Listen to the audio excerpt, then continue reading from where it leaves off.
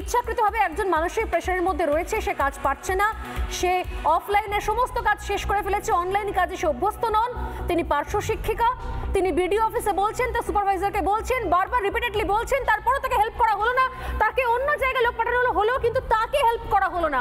সন্ময়দা, আমি পরপর আসছি, সন্ময়দা, দীপাঞ্জন, আমি নীলাদ্রি। আমি স্বর্ণালী প্রথমেই ধন্যবাদ জানাবো যে একটা অনেকগুলো অ্যাঙ্গেল আজকের এই আলোচনায় আপনারা তুলে আনলেন।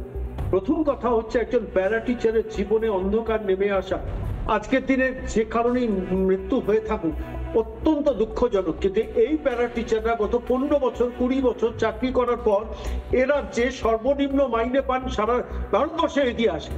প্রাইমারিতে 10,000 স্বপনবাবু আছে বলতে পারবেন, 13,000 পান আপার প্রাইমারিতে, যেখানে হরিয়ানা থেকে দিল্লি পর্যন্ত 45,000 থেকে 55,000 টাকা মাইনে পান, যেখানে 60% কেন্দ্রীয় সরকার দেয়, 40% রাজ্য সরকারে দেওয়ার কথা, যেখানে 60% অর্থাৎ আপার প্রাইমারিতে যেখানে 25,000 টাকা কেন্দ্রীয় সরকার একজন প্যারা টিচারের জন্য মাইনে দেন, যেখানে 15,000 টাকা রাজ্যের দেওয়ার কথা, একজন প্যারা টিচারের যেখানে 40,000 টাকা মাইনে হওয়ার কথা, সেই প্যারা টিচার এখন এই পশ্চিমবঙ্গের মাটিতে দাঁড়িয়ে 13,000 টাকা মাইনে পাচ্ছেন গত 15 বছর 20 বছর চাকরি করার পর।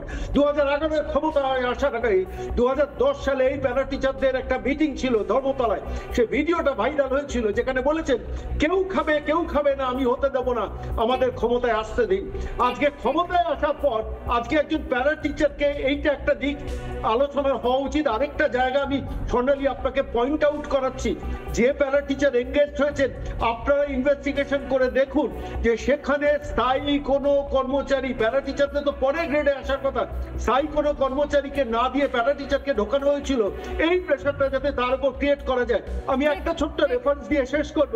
আমি যে অঞ্চলে থাকি পানিহাটি, সেখানে 254টা মতো বুথ আছে, 254টা বুথের মধ্যে 66 জন এই ধরনের প্যারা টিচার এবং অন্য লোকজনকে এনগেজ করা হয়েছে, অথচ দেখেছি হিসেব করে 200-র উপর স্টাফ সেখানে আছে, পার্মানেন্ট স্টাফ বিভিন্ন সরকারি অফিসে, তাদের ট্রাস্ট করেনি, অর্থাৎ প্যারা টিচারদের উপর মানসিক চাপ দিয়ে তাদের দিয়ে কাজটাকে করিয়ে নেব এই অঙ্ক করে ওসি ইলেকশনকে দিয়ে এই ম্যানিপুলেশনটা হয়েছে। কিন্তু এটাও কিন্তু আজকে ইনভেস্টিগেশনের আওতায় নিয়ে আসা উচিত। কেন একজন প্যারা টিচার যাকে আপনি 10,000 টাকা মাইনে দেবেন, কেন একজন প্যারা টিচার যাকে 13,000 টাকা মাইনে দেবেন, সেই প্যারা টিচারকে আপনি নির্বাচনী কাজে ব্যবহার করার জন্য তার নামটাকে এই লেভেল দিয়ে ঢোকাবেন? এবং খুব ভুল না হলে আপনাদের মনে থাকবে নীলাদ্রিবাবু এখানে রয়েছেন ঠিক একই রকম ভাবে যখন আবাস নিয়ে সমীক্ষা চলছিল, আমরা দেখেছিলাম যে অঙ্গনওয়াড়ির উপরে কিরকম ধরনের মানসিক চাপ দেওয়া হয়েছিল। সেই মানসিক চাপের জন্য স্থানীয় তৃণমূল নেতা, পঞ্চায়েত প্রধানের চাপের জন্য গলায় দড়ি দিয়ে ঝুলতে হয়েছিল। কি ভয়ঙ্কর চাপ! অতএব আমি বেছে এমন একটা সেক্টরকে বাঁচলাম, অনেক আগে থেকে বোধহয় পরিকল্পনা হয়েছে, যারা এমনি দুর্বল, যারা মানসিক অসুস্থতার মধ্যে রয়েছেন, যারা দীর্ঘদিন ধরে রাস্তায় বসে রয়েছেন, যারা বিক্ষোভ করছেন রোদ জল ঝড় মাথায় নিয়ে, যারা মাইনে পাচ্ছেন না, যাদের উপর অমানসিক প্রেশার রয়েছে, যাদের নিজের কাজের অনিশ্চয়তা নেই, তা সেই